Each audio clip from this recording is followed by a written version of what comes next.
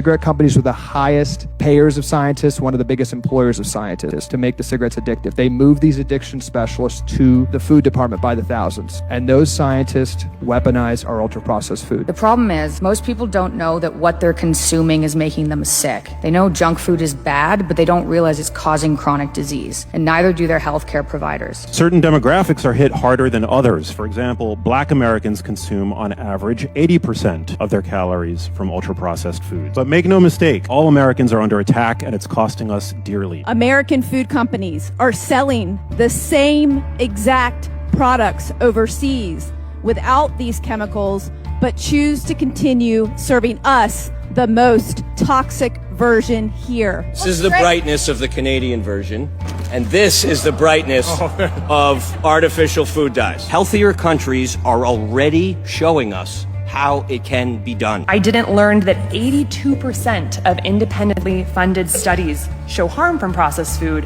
while 93% of industry-sponsored studies reflect no harm. I certainly did not learn that medical error and medications are the third leading cause of death in the United States. The USDA and CDC are all controlled by giant for-profit corporations. Their function is no longer to improve and protect the health of Americans. Their function is to advance the mercantile and commercial interests of the pharmaceutical industry that has transformed them and the food industry. With all the unsustainable economic burden that sickening is and will continue to produce. We could replace that miserable future with something much brighter and healthier if we had the moral and political will to do so.